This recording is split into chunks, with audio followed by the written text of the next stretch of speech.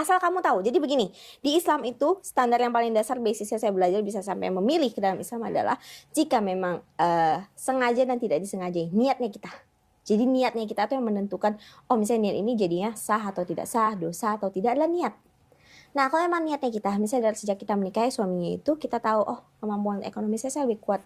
Saya Lestari, akhirnya setelah di reschedule 2 kali atau 3 kali ya? Ketiga kali ini. 3 kali ya, akhirnya kita ketemu juga. Aku bacain dulu ya. Oke, siap.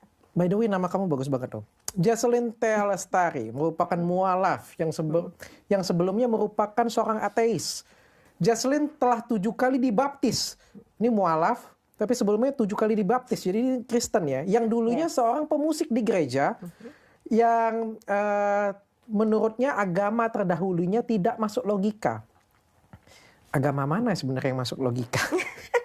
Sepertinya agama dan logika itu harus dipisahkan sih. Dari pengakuannya, Islam adalah agama yang membukakan mata untuknya sebagai manusia untuk tidak hidup sembarangan. Luar biasa. Thank you sudah datang ke sini, Jaslyn. Ya, Dan katanya ini Ko Felix Xiao versi wanita. Sudah pernah ketemu dengan Ko Felix? Belum, tapi kita lagi usahakan nih jadwalnya. Karena Ko Felix kan jadwal luar biasa padat ya. Kenapa? Kenapa orang ngomong kayak gitu? Kenapa kamu mau ngomongin Ustaz Felix Xiao? Sebenarnya kalau jujurnya sebelumnya pas sebelum saya mualaf, saya nggak terlalu kenal namanya Ko Felix Xiao yang mana. Oke. Karena kan saya lebih banyak dengar dari, saya tuh bisa masuk dalam mualaf ya, short story-nya itu saya dengar debat. Dari debate itu, ya interested lah, saya baru ngeliat nih, oh pemuka agama Islam itu sebenarnya clever, intelligent banget nih. Dulunya tuh menurut aku, ya aku nggak pandang sebelah mata, tapi ya they are not on the table lah. Jadi nggak mungkin aku lihat juga, bahkan lebih parah kayak dibanding pandang sebelah mata ya. Nah, jadi tiba-tiba sekali misalnya aku udah mulai masuk mualaf, and then the first time dimintain, oke, tolong mintain dong kesaksianmu, kenapa, why you could be mualaf gitu loh, kan Cindo, lu Cina, cewek juga kan alone, tiba-tiba lu mau mualaf, aneh kan? Nah, baru aku ceritain, ternyata disamain dengan Ustadz Felix Xiao ya. Barulah saya cari, saya searching Ustadz Felix Xiao tuh yang mana ya. Saya nggak tahu gitu, semua orang bilang saya versi perempuannya. Tapi saya nggak tahu Ustadz Felix Xiao bentuknya gimana.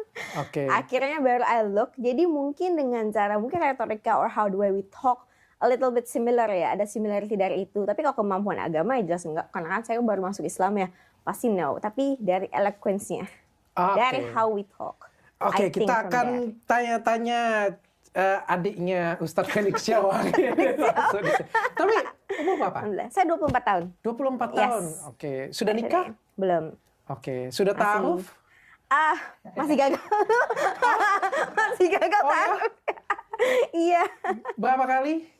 3 so far. 3 kali gagal? Iya, 3 kali gagal. Wah, kenapa coba? Ya, pas chat nggak lolos aja sih. Siapa yang menggagalkan ini? Panitia, peserta sana, atau kamu yang menggagalkan?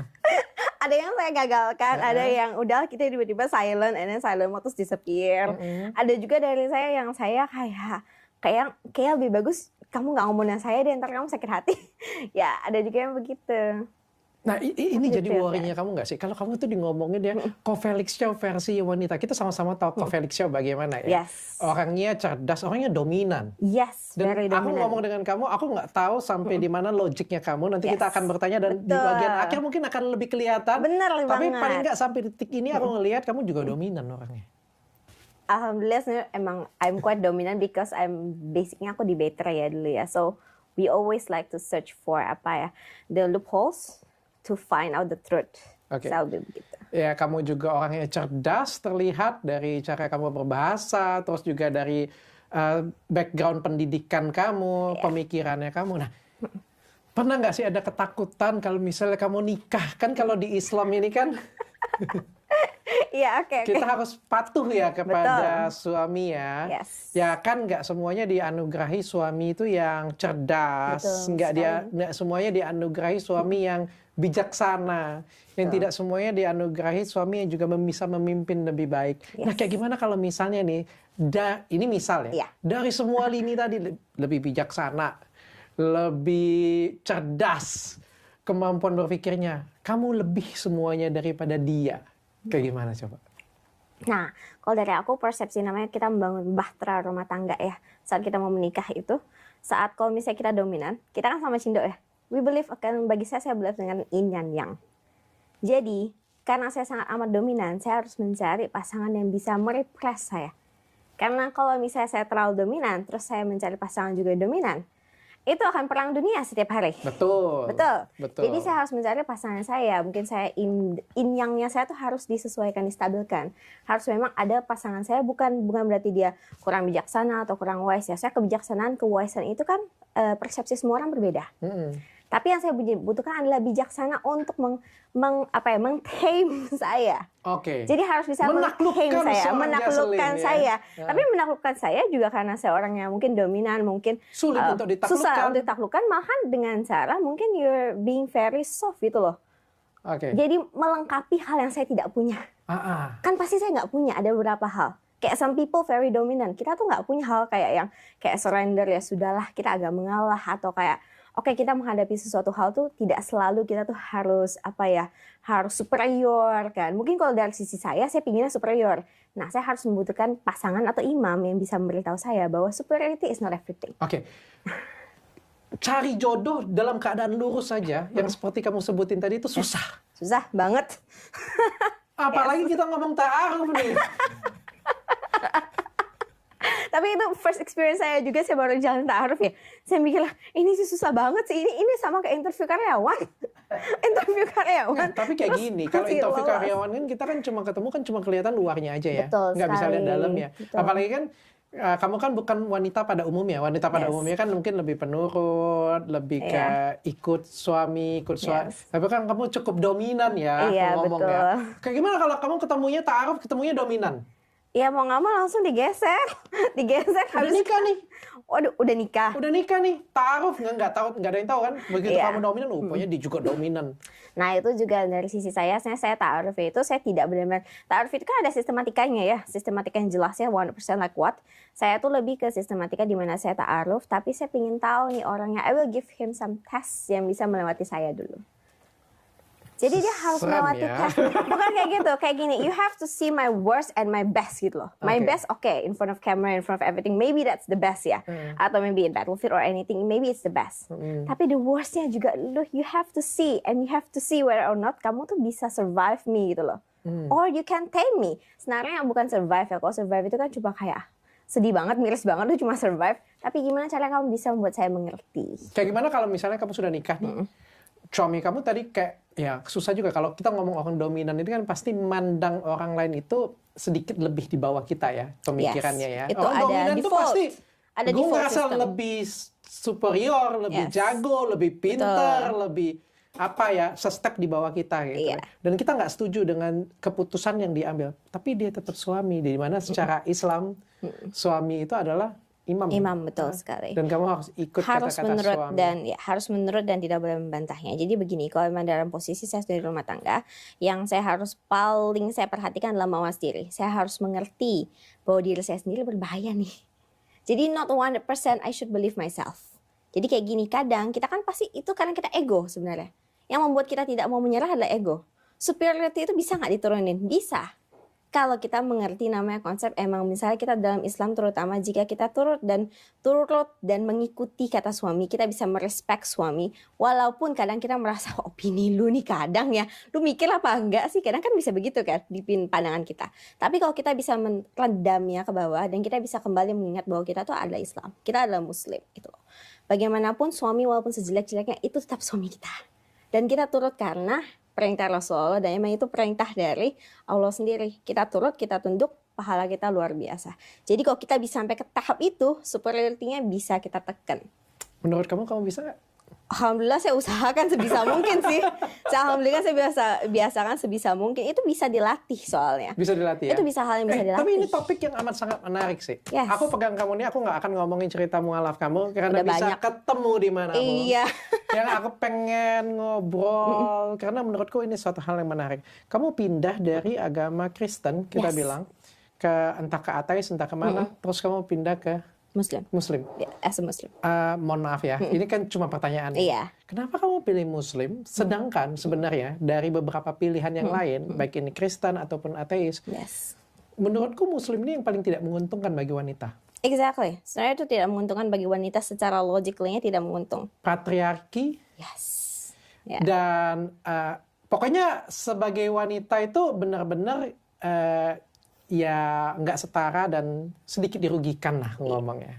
Benar ya, tapi seperti itu ya? Iya, memang ada pandangan seperti itu. Kenapa? Padahal kamu bisa milih loh. Kalau yang lain mungkin lahir secara Islam kan nggak bisa memilih nih. Tapi kan kamu kan sempat di Kristen. Betul. Di Kristen tuh kita dianggap benar-benar setara. Yes. Kurang lebih setara ya? Equal lah. Equal ya? Yes. Apalagi kalau di ateis. Yes, itu lebih nggak ada batas lagi. Nggak ada batas. Limitless itu. Terus gue sama, kita sama-sama napas, sama-sama makan. Iya, benar Ya kan? banget. Tapi kalau di agama Islam tidak seperti itu. Karena again itu kembali sebenarnya karena sifatnya saya, khususnya saya pelihara. Kayak again, kalau the religion I born in kan belum tentu saya perlu pegang sampai saya meninggal dong. And then now I make a choice. Aku pilih Islam. Karena saya sadar diri sebenarnya. When I become atheist, itu kan pas saya masih megang Kristen, saya megang ateis nih. Saya nggak mau nih. Saya istilah saking saya sok tahu atau saking saya pingin superiornya ya, saya pingin menyatukan dua barang supaya complete. Karena what I didn't get in Christian, I get in atheist. Jadi aku jalanin bareng-bareng. Saat aku pindah ke Muslim, aku pilih menjadi seorang Muslim, dan aku pindah ke Islam adalah karena itu yang bisa mengontrol diri aku. Jadi aku tidak menganggap diri aku itu segala-galanya. From the rules, because people like me itu butuh rules. Tanpa rules, nggak ada batas di dunia ini bagi saya. Jadi kenapa harus dibutuhkan patriarki itu? Karena there is women like me. Kalau misalnya kami dibiarkan sendiri, dunia hancur bener, hancur. Gitu loh. Jadi sometimes ada tujuan sebuah agama. Kenapa sih agama bisa dikontrol? Kenapa kita dikontrol oleh patriarki? Karena sebenarnya perempuan juga, we are best to be advisors. When we become advisors, hal-hal kayak saya nih, kalau saya jadi pemimpin, saya jadi leader, karena I also have my superiority dan saya selalu melihat, I can think better than you, I can make better than you kan. One day, who can coach me gitu loh? Because I always feel better. Satu hari, sepandai-pandai lompat, tupai melompat pasti jatuh. Walaupun kita sepinter-pinternya, tapi kalau kita nggak mau nunduk, kita pasti jatuh. And I believe that will happen. Jadi sebelum itu terjadi pada saya nih, saya udah ngerti nih, diri saya nih kuat banget, keras banget. Kadang aku juga nggak ngerti ya. Aku bahkan mau nasihati diri aku nih, lu jangan ambil keputusan begini. Tapi saking kerasnya pendirian saya, dan dibaskan dengan logik yang jelas, dan faktanya begini nih mendukung nih. Bahkan hati nurani saya udah nggak bisa melawan keinginan saya. Jadi our heart udah nggak bisa ngelawan hati, nggak bisa ngelawan. Nanti kita bahas satu persatu. Siap. Ya, termasuk poligami. Exactly. Termasuk menikah, mengizinkan suami menikah lagi itu adalah surga. Yes. Jadi kan menunjukkan bahwa sebenarnya bagi seorang wanita itu ya benar-benar kayak dipagerin ya. Benar ya. Nah, kalau dari saya itu karena memang again saya tuh sadar dirinya saya bahwa kalau misalnya saya mau superior terus nih, ini kan the choice is kalau misalnya saya tetap mau di seberang, saya tetap mau di Kristen dan ateis, berarti saya mau mempertahankan posisi saya kan. Sedangkan saya tahu posisi saya ini dangerous untuk myself. Deep inside dalam hati saya tahu saya gini terus. One day I will get destroyed by myself. Yang mana yang kamu takutkan destroy yang apa itu? Jati diri saya tuh orangnya keras dan very kalau saya mau sesuatu, istilahnya fokusnya saya bisa 100% ya. Apapun cara apapun itu, gimana pun caranya saya akan halalkan sampai saya jadi. And I know every single step of it, dan aku tahu seberapa jauh lines yang akan I cross. Bukan cuma saya cross, saya ilangin tuh line. Kalau bisa saya ilangin, saya ilangin. Bahkan curang pun gak ada masalah. Gak ada masalah. Because gitu. as long as I have the focus, selama aku punya tujuannya nih, terus aku udah ready, set, go semuanya, apapun tuh keterobos sampai aku dapat. Oke, dan kamu butuh religion, kamu butuh agama, dan agama Islam itu untuk membawa jalan kamu ke arah yang lebih baik. Jadi sometimes orang kan gini ya, some people memikirkan, pagar ngapain sih diri kita mesti dikontrol, ngapain sih kita mesti dikekang. Kan we have free will, we are human gitu loh, the most powerful being in the earth lah istilahnya ya. Tapi kayak gini, for some people like us, we can destroy ourselves gitu loh. Kayak orang kayak saya nih, kalau saya terus mau hanya mengikuti kemauan saya, hanya mau superioritinya saya mau dianggap equal dan lain-lain. Kayak yang kau bilang, saya gimana bisa nganggap pasangan saya equal kalau saya bisa habisin dia gitu loh. Berarti kan pada akhirnya saya butuh pendidikan akhlak. Pendidikan akhlak saya mesti dipertajam, saya mesti terus di-remind bahwa you are not everything. Bahwa di atas langit masih ada langit. Bahwa kamu tuh harus menunduk, bahwa tetap ada peraturan di dunia ini harus kamu turuti.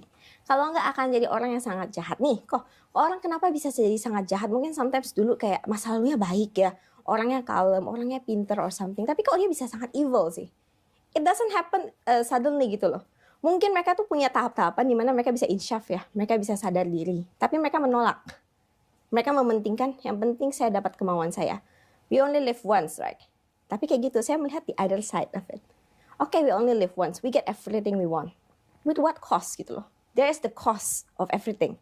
Nah, saat saya sudah mulai sadar di Kristen tuh saya udah mulai agak benar-benar lainnya udah hampir hilang nih. Istilahnya hati nurani saya tuh sudah mulai dikalahkan dengan logiknya saya ya. Kayak logically, betul kata Ko Richard. Lu jangan pindah, rugi kalau pindah. Logically begitu kan. Tapi deep down inside, I know kalau aku nggak pindah, I will destroy myself one day. Oke. Deep down aku ngerti itu. Dan selama aku masih punya sedikit, ini perbandingan saat aku pindah itu tuh 50-50 kok. Jadi nggak 100% langsung kayak 100% Islam. Bohong, itu nggak ada. Itu 50-50. Pasti awalnya 50-50 terus lama-lama jadi 60, Awalnya malah bukan 70. 50-50. Awalnya nggak sampai 70 malahan kok. Jadi ini kan 50-50. Ini 50% atheist and Christian, ini 50% Islam. Kita tahu Islam udah good nih. Kita udah dapat buktinya, dalil, everything kita udah tahu. Ini 50% yang atheist and Christian masih bilang, lu ngapain repot-repot Cong. Kayak ini tuh menyakitkan kalau sekali lu pindah. Tapi dalam 50% kita, hati kita tuh tahu. Ini kayak, ya ini tuh egonya saya. This is my ego gitu loh. Jadi saat 50% of my hati nurani udah menjawab, oke, kuatkan diri aja. Barang itu ada proses. Kalau melakukan hal yang tujuannya baik itu, ada cost-nya juga. Sama juga when you do something bad, ada konsekuensinya juga. Tapi kan masalahnya adalah tujuan lu apa? Apakah konsekuensi ini worth it untuk ditembus, untuk meraih tujuannya saya? Nah, setelah saya timbang, ternyata konsekuensi untuk masuk Islam itu jauh lebih tinggi dibanding saya mempertahankan nih hidup saya seperti ini. Hidup saya yang sebelumnya saya udah bisa mempetakan ya. Istilahnya bukan kita bisa see the future, tapi kita bisa mind maps kan. Berdasarkan dengan kelakuannya kita, history kita, what we ever did, pencapaiannya kita, and what we, apa harga yang kita bayar untuk mendapatkan itu. Kita deep down kita tahu nih. Nah, saya berdasarkan logika itu, ini cuma nembus 1%, 2% kok. Jadi nggak nembus banyak. Hubungan intim dengan istri itu dosa nggak ya? Harusnya saya, kalau aku belum belajar soal bagian suaminya ya, tapi kalau aku belajar di bagian istrinya adalah kita dosa di bagian istri jika kita menolak. Karena again kan dosa istri itu ada yang ditanggung oleh suami jika misalnya suami sudah memperingatnya kita. Ya, jadi kalau misalnya suami kita udah tahu, tapi suami harus peringatin dulu ya. Jadi jangan sampai yang kayak benar-benar nggak diketahui nih. Kalau nggak dosa loh kamu loh. Ini hubungan atau transaksi sih sebenarnya. Tapi gimana kalau misalnya si istrinya itu lagi nggak mood? Kan kita kan ada nggak mood. Betul. Jadi hal seperti itu tuh lebih kayak begini. Kan memang kita sebenarnya tidak boleh menolak. Tapi kita bisa memberikan understanding gitu loh. Jadi jangan ditolak mentah-mentah atau something. Misalnya istri dalam posisi ya tidak terlalu sehat, tidak terlalu fit. Itu nggak dosa harusnya untuk kita menolak. Tapi juga kita menolak dengan niat. Kalau dengan niat gak mood, ya beresin dulu moodnya. Berarti boleh nolak dong. Ya kan gak harus ditolak 100%, bisa ditunda. Ataupun tunda bisa besok. Ya, tunda besok. Itu mah namanya nolak juga. Enggak, beda dong. Beda kalau misalnya penolakan kayak benar-benar kita tidak mau dan melakukannya sama sekali ya. Tapi itu masih dalam persepsi aku ya. Karena aku masih ngertinya sampai ke basis dimana karena dosa kita tanggung. Kan, itu kenapa ada hal-hal seperti ini. Tapi kalau misalnya penolakan juga basically ya karena memang kita sudah suami istri, why not gitu loh. Sometimes kalau misalnya kita nggak mood dan misalnya kita terkadang melakukan dosa, oke, kita tolak nih sekali kan. Nah tapi jangan dijadikan kebiasaan. Jadi tuh sadar diri, nggak boleh nih gue sering-sering begini karena ini juga bagian dari kita tidak patuh dengan suami. Karena kita manusia tidak sempurna. Jadi kita nggak mungkin kita bisa 100% ngelakuin, setiap hari nih sepanjang tahun kita menikah nih. Maunya setiap hari. Iya kan.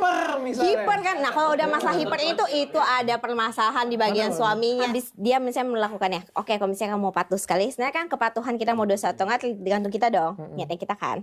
Nah kalau misalnya menurut kamu juga mencukupi, kamu juga sama agak gila dengan dia, oke kamu penuhin. Tapi habis itu kalau kamu tidak terima, bawa ke dokter. Bawa ke something gitu untuk diiniin. Dosa. Menolak. Tidak ditolak dulu. Kamu lakukan dulu. Habis kamu lakukan. Nah habis itu kan kamu lakukan kan. Kamu insyafin dia dulu. Kamu bawa ke dokter atau bawa ke something. Kata dokter itu bagus. Gairahnya cukup baik. Sehari 3 kali. Iya namanya juga masih suami muda ya. Masih suami muda ya. Dengan istri. Iya dengan istri. Ini obatnya juga bagus banget. Katanya nggak buat deg-degan. Nih gimana lo? Nih ini tergantung kemauannya kamu. Kemauan kamu lebih tinggi untuk menurutinya atau tidak. Berarti boleh menolak dong. Boleh menolak tapi kan kamu tahu dosa. Oke. Nah kamu sadar kan di part ini sih aku yang nggak begitu nggak begitu make sense ya. Kalau menurutku tuh ini adalah kewajiban suami dan istri. Betul. Ini menurutku ya, Betul. Ini adalah kewajiban suami dan istri. Sebagai orang istri juga kan ya namanya dilakukan sama-sama suka, sama-sama senang sebenarnya ya, sama-sama tahu juga ya. Benar. Tapi kalau misalnya ditulis jadinya kayak patriarki banget gak sih jadinya? Iya, jadinya seperti patriarki banget. Tapi again kan kita mesti mengetahui bagaimana, kenapa nih mesti sampai ada hal seperti ini juga. Kenapa misalnya kita juga dibilang untuk tidak menolak juga kebutuhan suami. Sebenarnya kan basically kalau kita masukin ke dalam bagian logik nih. Karena itu kan part untuk menjaga rumah tanggaan kita. Bagian dari rumah tangga, ini paling gampang lah. Kok rumah tangga, kenapa sih cowok mau nikah? Untuk apa tujuannya? Enggak cuma itu sih. Ayo. Tapi perasaan istri juga itu salah satu keharmonisan dalam rumah tangga juga loh. Betul sekali. Nah, jadi kan di sini. Kalau main paksa-paksa aja. Nggak boleh, enak aja main paksa-paksa. Jadi gitu. Jadi sebenarnya kenapa misalnya sampai tertuliskan? Karena juga di masa Islam itu dari sejauh so far I learn ya, memang menuliskan hal-hal juga yang memang terjadi dalam kehidupan kita. Memang suami membutuhkan ya sexual needs-nya lebih tinggi. Biasanya ya pada normalnya biasa lebih tinggi dibanding kebutuhan istri. Tapi suami sebagai istri juga harus menghargai. Jadi suami juga harus punya respect terhadap ya perasaannya kita juga. Gitu. Dan kita merespek juga perasaan mereka dan kita harus mengerti bahwa suami pada dasarnya memang membutuhkan sexual needs. Sexual needs adalah part untuk menjaga keutuhan rumah tangga. Aku balik ke contoh aja deh. Kalau misalnya itu kamu tadi dia satu hari kadang-kadang lah ya, ada satu hari 3 kali, tapi kamu nggak mood dan logic kamu jalan banget, ini cowok sudah mau kondo lagi. Kamu ingat kembali apakah kamu menurut agak kamu atau tidak? Kalau aku sebenarnya kalau semua aku masih oke, cuma nggak mood. Tapi kan itu juga kamu pingin kan? Deep down pasti kita pingin. Itu kebutuhan manusiawi soalnya. Human to human. Berarti kamu oke juga ya? Oke aja sih. Termasuk banyak nih. Salah satunya juga kayak misalnya bekerja. Iya. Tadi kan ada seksual kita ngomongnya. Termasuk bekerja ya. Kalau koreksi saya kalau saya salah ya. Kalau yang saya lihat di Islam itu kan istri itu punya kewajiban untuk mengurusi suami dan anak-anak ya. Jadi lebih banyak di rumah, disarankan untuk tidak bekerja. Bahkan aku pernah berbicara dengan beberapa ustadz, malah ustadznya tidak suka kalau misalnya istrinya itu bekerja meninggalkan anak dan suami. Sedangkan dunia masih maju nih Jaslyn. It's modern world lah. This kind dimana of thinking. Sekarang titip babysitter, mak bapaknya kerja dua-duanya. Nah, kalau dari sisi saya, jujur adalah there's nothing wrong untuk menjadi ibu rumah tangga. Ada banyak perempuan juga yang saya kenal, bahkan in work, mereka merelakan semua karir mereka untuk menjadi ibu rumah tangga. Karena bagi mereka, their children is their legacy. Legacy terbesar tuh ada children gitu. Uang itu tuh ya kita cuma pakai untuk kebutuhan hidup dan ya foya-foya by the end of the time kan. Tapi bagi perempuan yang ingin mengejar karirnya, talk it with your husband. Bicarakan gitu loh. Bicarakan dan pahami bahwa tidak konsep semua orang itu sama. Pikiran semua orang tuh berbeda-beda. Yang kita baca adalah teori by the end of the time. Tapi saat kita aplikasikan kepada manusia nih. Nah, kita mesti mengerti dulu suami kita tuh manusia seperti apa. And by the end, dia bisa menjadi suami karena you make a choice. Right? If you make a choice, there's a consequence of that choice. Jadi either you accept it or not. Jadi kan tertulisnya lebih baik mungkin di rumah. Tapi jika memang kalian merasa, jika misalnya perempuan yang di rumah terlalu banyak, malah membuat cekcok dalam rumah tangga. Kan rumah tangga kita juga nggak adem ya. Rumah tangga kita tidak menjadi surga. Rumah become a hell for us kan. Kalau misalnya kita cekcok hanya karena, satu boleh bekerja, satu tidak, adalah larangan, adalah hal-hal yang tidak disukai, kan dia tidak nyaman. Jadi kita cari solusi yang bisa menjembatani both of them. Apakah menjadi ibu rumah tangga lebih diperlukan? Apakah anak kita yang jauh lebih bagus mandiri? By the end is our choice. Gimana kita konsolidasi dengan kita punya suami? Bagaimana itu kita pilihan ya, bukannya sudah aturan ya? Itu pilihan. Pilihan? Tidak wajib harus di rumah. Itu pilihan. Pilihan. Ya saya. Kenapa nih orang bisa jadi suami? You allow it, right? Kita membolehkan dia menjadi suami kita. Berarti seharusnya sebelum Anda membolehkan, Anda validasi. Kasih dulu syarat-syaratnya. Iya, lu jadi suami boleh, tapi gue kerja ya. Nah, kalau bisa ya, kalau mau ditantangan hitam atas putih juga silahkan gitu ya, untuk menjamin ada namanya pegangan ya kata-katanya. Sebenarnya itu adalah pilihan. Karena before dia become suami, kan semua terikat pada status suaminya, betul? Nah, jangan sampai pilihan salah. Anda pastikan dulu suami Anda mengerti Anda tuh orang seperti apa. That's why I keep saying, you see my worst and you see my best. when you see my words, kalau Anda bisa mengaccept, ada persyaratan-persyaratannya juga nih. Lebih baik Anda tahu di depan apa yang Anda beli dibanding Anda beli kucing dalam karung. Kita, benarkah it's the best choice for your family? Benarkah itu memang pilihan yang bijak bagi kita? Jika memang tidak 100% benar, maka Anda bicarakan kepada Ustadz dan coba tanya dengan secara benar-benarnya. Bagaimana ini? Saya punya kondisi seperti ini, saya punya kondisi seperti apa, dan juga bicarakan dengan pasangan Anda. Karena by the end of the time, this is the theory. Nah, tapi kan kayak yang tadi aku tanyain, oh ini bagian Quran nggak? Ini bagian hadis nggak? Bagian mana? Nah, itu kita mesti pelajari. Itulah keindahannya Islam. Jadi kalau ada sesuatu yang membingungkan nih ya, jadi kita jangan langsung diklaim, waduh, berarti ini nih yang benarnya nih, ini. Tanyakan. Karena Islam itu banyak ilmunya dan ilmunya tuh dalam. Saya aja pas pertama, saya tuh menolak yang namanya pakai hijab. Itu yang paling saya tolak ya. The point proof, makanya pas pertama saya bilang salah satu kurungan kita like hijab, right? Because I feel it myself. Saat saya merasa, saya tuh bakal sampai ada pernyataan kayak begini. Ngapain saya keluar pakai hijab?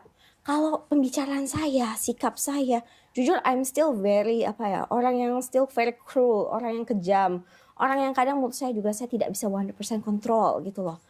Ngapain saya pakai hijab? Kasihan agama saya gitu loh. Kalau sampai orang mendengar kata-kata yang tidak baik atau melihat perilaku saya terus mengejudge Islam. Padahal itu salah saya loh. Itu salah oknum loh. Nah, saya sampai berdebat tentang hal itu. Ternyata pada akhir-akhirnya adalah saya menemukan bahwa hijab itu adalah panggilan hati. Diharuskan, memang kita diberikan perintah Allah karena memang perintah Allah kita memang harus menutup aurat. Karena perempuan juga kita salah satu sumber dosa. Kan kita harus menutup aurat untuk tidak menggoda dosa. Tidak menaikkan dosa kan. Nah, tapi saat saya sudah mengerti, oh ternyata hijab itu hanya kamu pakai benar-benar berpahala memang jika kamu ikhlas.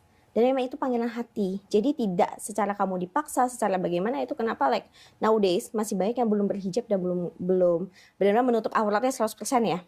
Nah, itu karena juga ada unsur dari panggilan hati. Jadi kita tidak mengikuti suatu perintah serta-merta langsung jalan. Kita mesti ngerti dulu nih ilmunya. Oh, ilmu ini kenapa bisa turun perintah seperti ini? Apa alasannya? Bagaimana cara kita bisa sampai memenuhi kriteria nih? Nah, barulah kita ambil konklusi. Dengan begitu, barulah kita benar-benar menggunakan agama secara maksimal. Jadi agama tuh nggak cuma jadiin yang penting gua ada agama gitu. Oke.